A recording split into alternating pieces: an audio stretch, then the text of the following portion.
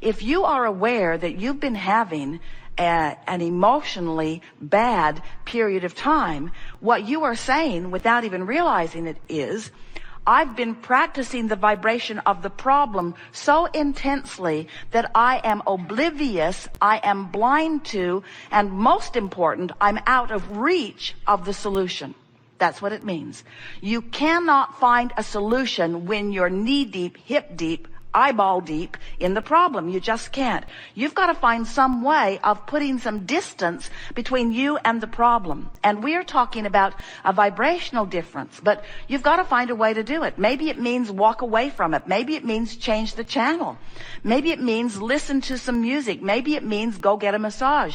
Maybe it means hang around with different friends. Maybe it means sleep a little more. Maybe it means meditate for sure a whole lot more. Maybe it means make more lists of positive aspects. It could mean any number of things, both action-oriented or focus-oriented. But what it means for sure is, if you are aware that you've been feeling more depressed than happy, or more sad than happy, or more overwhelmed than exhilarated, or more angry than joyful, if you are leaning in those directions, what it means is you've been letting the environment around you train you into a vibration that is not natural to you.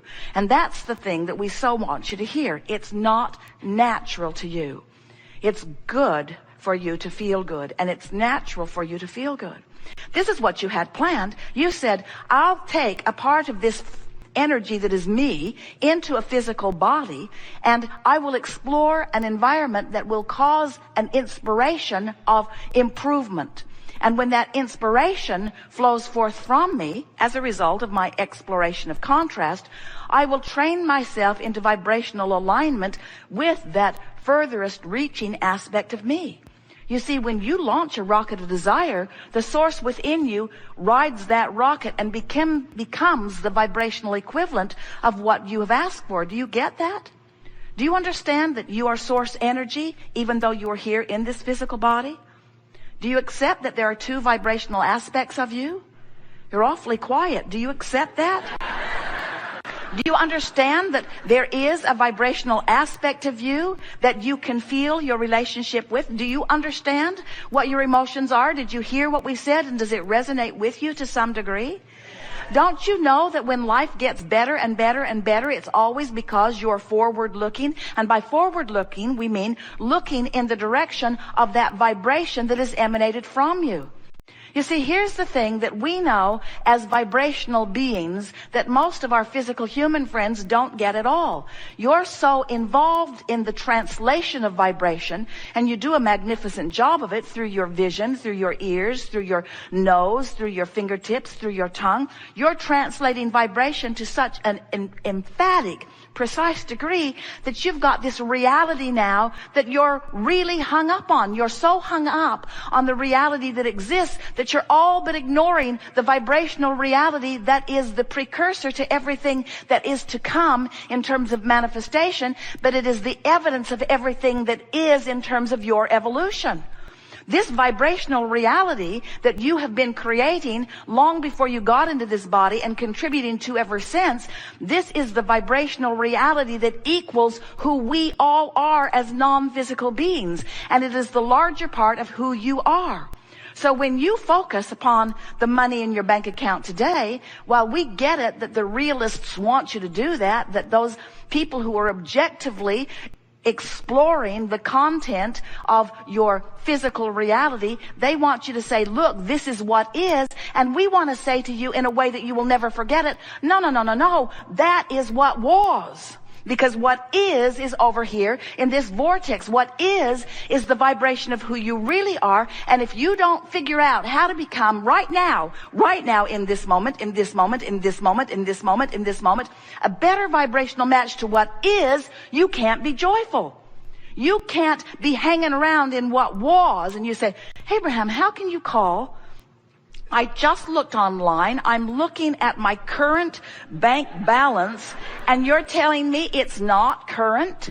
And we say, not even close to current. What's current is what you have amassed vibrationally. And you say, but Abraham, I can't spend vibration. And we say, you haven't tried.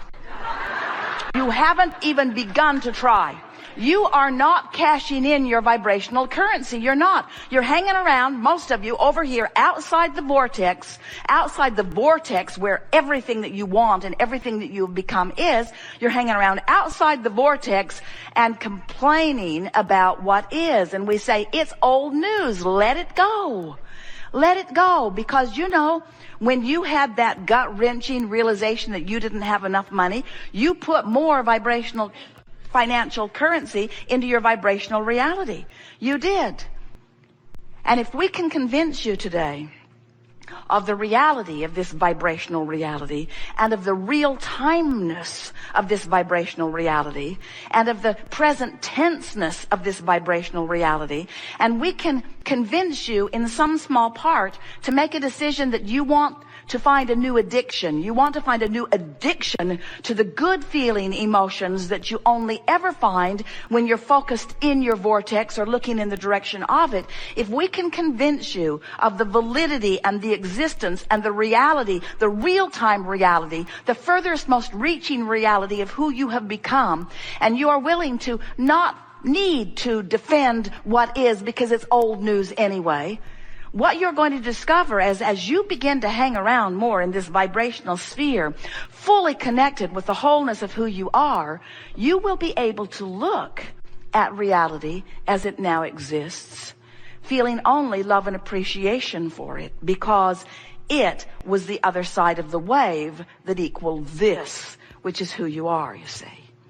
Now we know, as physical friends, explore the fullness of who you are. Over time, you have summoned a lot of fairy tales, analogies, parables, examples to try to help you to wrap your thoughts around who you really are. It's big who you really are. And we know that as we stand here in Esther's body, using Esther's ability to decipher and translate our blocks of thoughts into this language that you are hearing, we know that as you watch us wave Esther's arm in the circle and call it the vortex and continue to point at that spot on the floor and call it something that you need to get excited about, we know that that stretches the boundaries of your reality-based world. We know that it does. But it is our promise to you that as you hear what we know, you will find resonance with that larger part of you who knows it too. And as you feel the resonance with our description of these laws of the universe and our description of who you are and how you fit into the larger scheme of things, as you listen to our description of what your emotions are and why you feel the way you do, as you hear our description of this vibrational relationship between this physically focused you and this non-physically focused you, as you listen to these words, you will begin to feel the absolute resonance of that knowing, because the larger part of you is this knowing and knows this knowing and is offering it to you never-endedly. And as you listen and find resonance, you'll come into the vortex at least periodically during this time that we are here together today. And what you're going to notice as you come into this vortex is that not only do the things that we say make sense, but things that you've been living come into full, vivid form for you so that you have an understanding of what's being said here. In other words, words do not teach at all. It's only life experience that teaches. But as you feel the resonance, in other words, as we lure you inside this vortex and you get up to speed with the full knowing of who you are, everything about your life will begin to make sense to you. Not only everything about your life, but everything about everybody else's life also. You live in a universe, we all do, that is based upon this powerful law of attraction. And what that says is there is a frequency that you are emitting based upon the thought that you are thinking right now that is accompanied by an emotion that is an indicator of all of that. But this thought that you are thinking is causing a vibrational emission that universal forces, basically the law of attraction, is responding to. In other words, you're getting back what you're giving out vibrationally. So if something is really bothering you and you're giving it a lot of attention, you are getting more evidence of it because of the attention that you're giving to it. Now, you knew that when you came, and you didn't see that as a bad thing, because as we were just explaining to you, the bigger the problem becomes, the bigger the solution becomes too. But if we were standing in your physical shoes, we would ask ourselves the question all day, every day: how much attention to the problem is the perfect beneficial amount? In other words, how much of a solution am I wanting to give birth to today? Because when you get out of balance between your problems and your solutions, you get overwhelmed. And then things begin to fall of their economic weight. You get overwhelmed, and then you lose your physical balance. In other words, your physicality, your well-being, your financial well-being, the clarity that you feel in any moment. Everything about your experience is based upon your ability to balance this contrasting world in which you have deliberately focused yourself. We are here to say to you that we think that you are doing extremely well. You have come forth at a time when, for the most part, what you are living is in balance.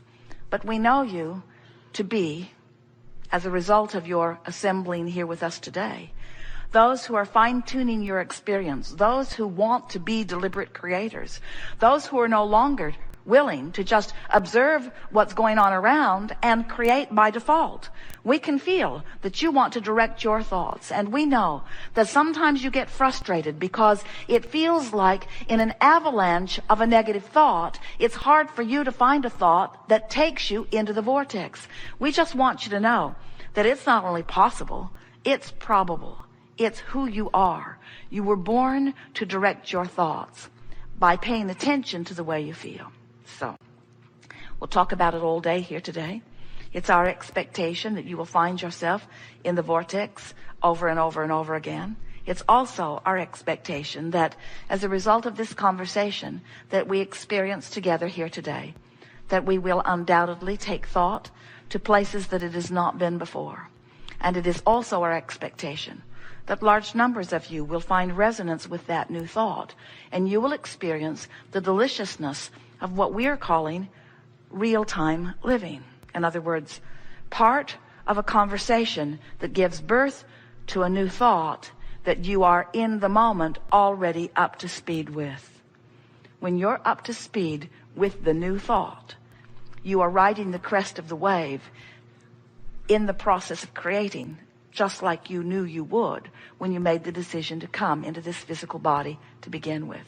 Not one of you said, I'll go forth and suffer into expansion. Every one of you said, I'll go forth and think into expansion. I'll explore, and I will come to conclusions, and I will focus upon the best conclusion that I am able to conjure as I move along. I will be a deliberate creator. That's what you said. And we're here to remind you that you said it and that you meant it, and show you how easy it is to do it.